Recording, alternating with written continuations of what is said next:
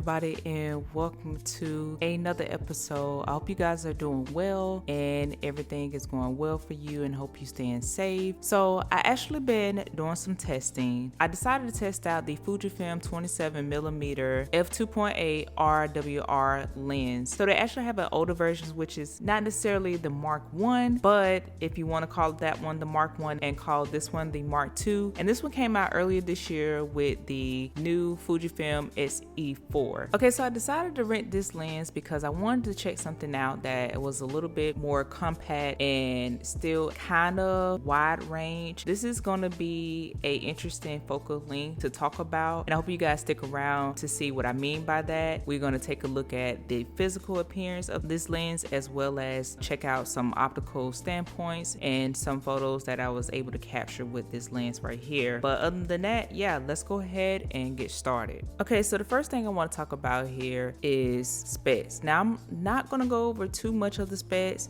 I'm actually going to leave a link of where you can check out the specs on Adorama. Right now, Amazon doesn't have it in stock, and you can't even view it, at least not the Mark II here version or the 27mm R WR.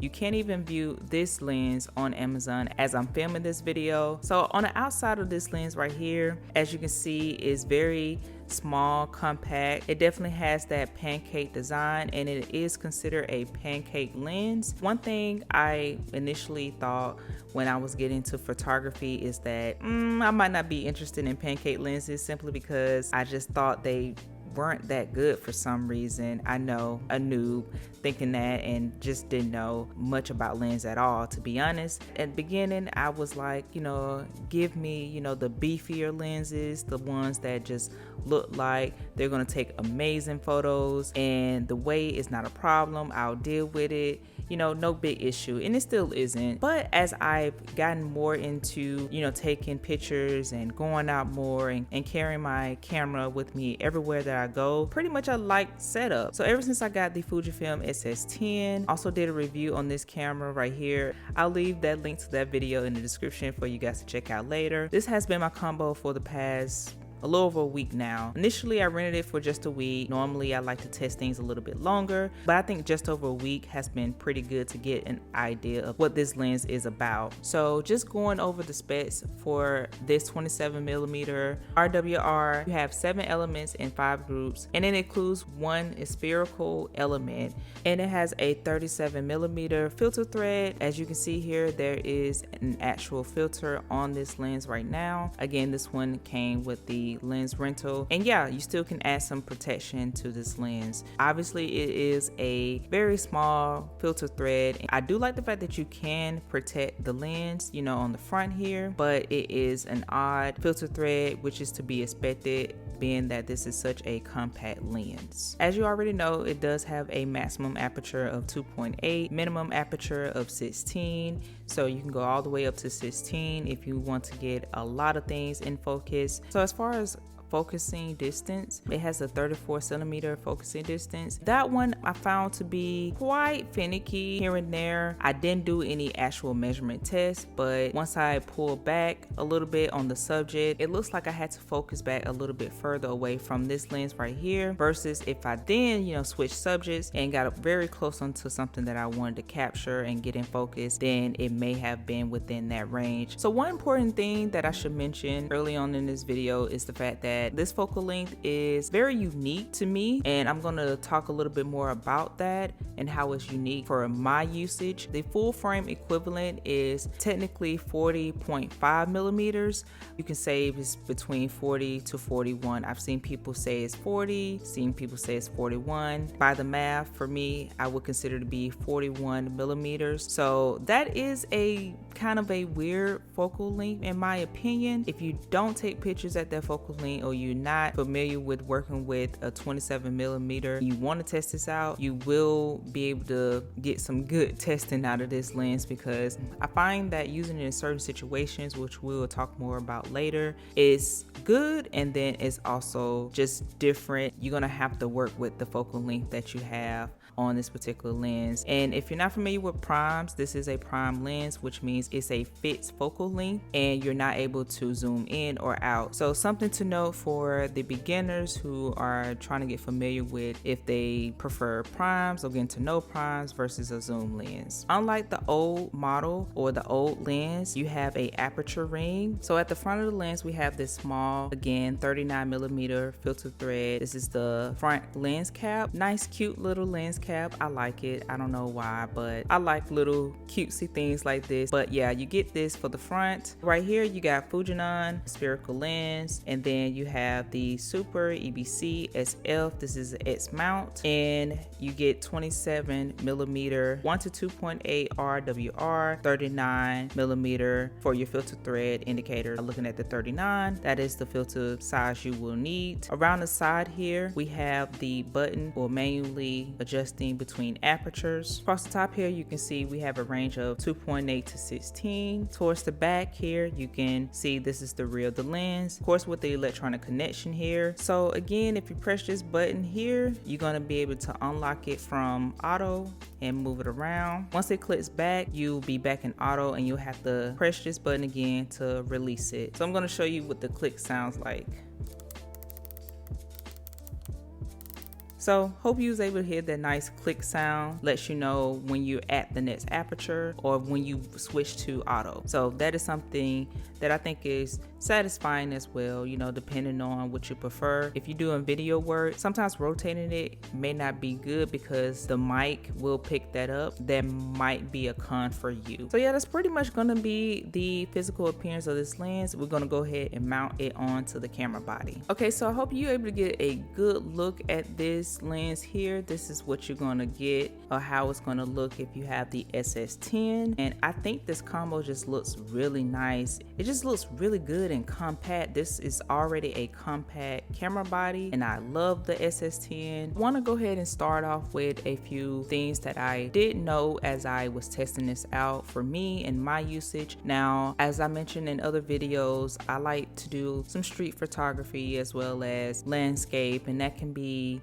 architecture as well. A variety of different things right now, which allows me to practice with focal lengths as well as, you know, the kind of composing that I like to do in framing. This focal length, again, as I mentioned earlier, is quite unique. I think at an equivalent of 41mm, you know, you're gonna have to spend a little bit time, you know, composing your shot versus like if you're used to a 23mm, which is a 35mm equivalent. I think me taking pictures with my Viltrox 23mm f1.4 is definitely a little different taking pictures with this 27mm f2.8. So I did enjoy the challenge. I will say, if you're not comfortable or if you think you may not like that focal length and it's a little weird for you, probably consider a different focal length. For street, I think it's really good. It's discreet. It has a stealth look in my opinion. I can definitely take more pictures carrying this around. Again, with this compact lens and this compact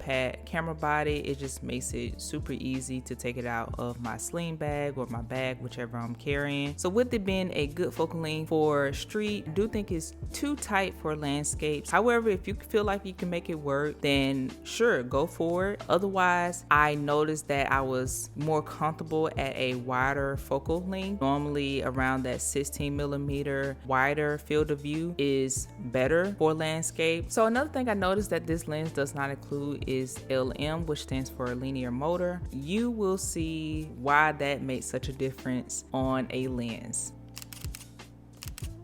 It's very active, it's very jumpy. So if you don't like that and you hate the noise, or you hate for your lens to have loud noise when it's trying to focus, then you're probably not going to like this lens because it is quite noisy. For me, I guess it depends on what setting you're in. If you're somewhere loud where the noise will be masked a little bit, then it may be okay for you. But if you're in a quiet environment and you're around people, other people may hear this lens. It's kind of hard to see in video, but the lens does move a little bit. I want to talk a little bit more and get into my experience and my likes and dislikes with this lens. Pretty much stayed in aperture mode. I tried to take as many photos as I could, and test out different apertures with this lens to see which aperture was better in certain situations. Now, of course, I did some low light testing. I took some photos at night. We're going to start off with the lights that I have about this lens. I pretty much already mentioned quite a few of them already earlier in the video. The first one is the compactness. So as I said, this camera looks really good, and I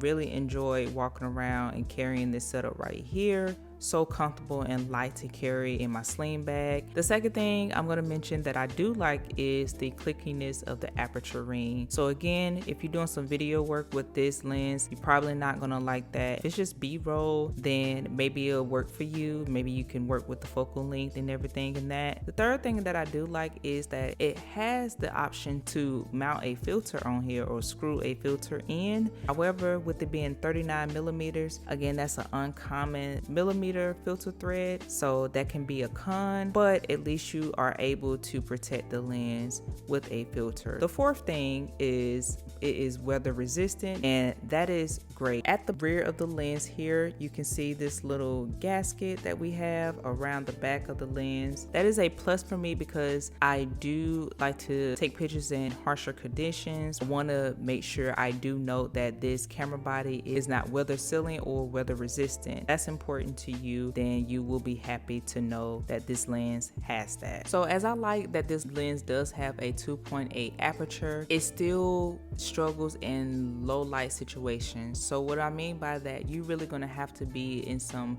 really good lighting at night. Again, if you're just in a low light setting, you're really gonna have to have some good lighting around you in order to get some good photos, you know, get some things in focus, or for the lens to not struggle to find your focusing point. That is something to keep in mind. If you like to take pictures at night like I do, you know that area has good lighting, you should be good to go. You know, of course, you'll just have to stay at 2.8, but if you think you're gonna be in an area where it's not much light, you might struggle in capturing that good photo that you're looking for. Okay, so let's go ahead and move to the disc lights. Now, the disc lights that I have for this particular lens here, one, we already talked about it, is the focus. It hunts a little bit here and there. Still is really good, but you may find it to struggle just a little bit depending on that situation. Although that this is a nice portable size, again, the focusing noise is a big issue. I haven't tested the older version,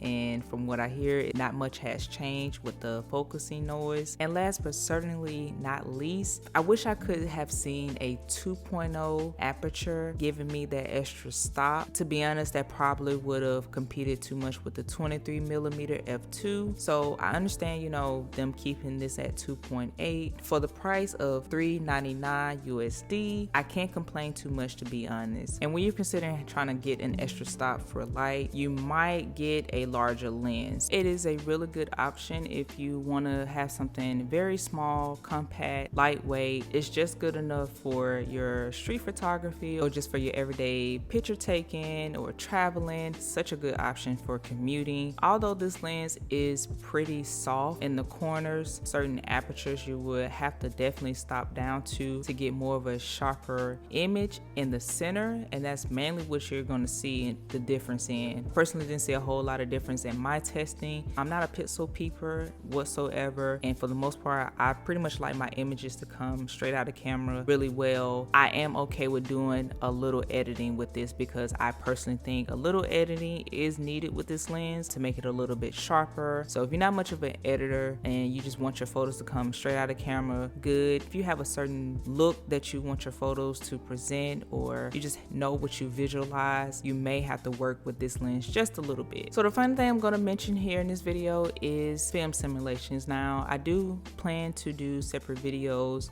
on my camera settings and things like that, and the film simulations that I like. So far, I find the best film simulations that I enjoy taking photos in, as well as good for this lens, was Provia, and Velvia. So those two film simulations work well. Again, it all depends on the conditions you're in. Those two film simulations just made the photos just pop a little bit more. So alright you guys, I hope you found this video helpful. As always, you guys know the drill. I hope you consider subscribing as well as giving this video a thumbs up. It definitely helps out the video a lot, as I'm sure you already know. If you have any experience with this lens, or you know, the older version, just any other opinions that you have about this lens and or this combo right here, definitely leave me a comment. You know, I'm interested in seeing and how y'all use this particular lens and what you use it for, how you made it work for you. I know some people prefer a little softer image over a sharp image, and that's just a matter of preference of what you're looking for. So if you know someone that's new to photography and is interested in this lens, or not new to photography at all but still interested in it, hopefully share the video with them. Try to cover the basics as well as a few details for you to get you started and just not overwhelm you with too much. It was definitely fun to do this video, but other than that, I hope you guys stay safe. Peace.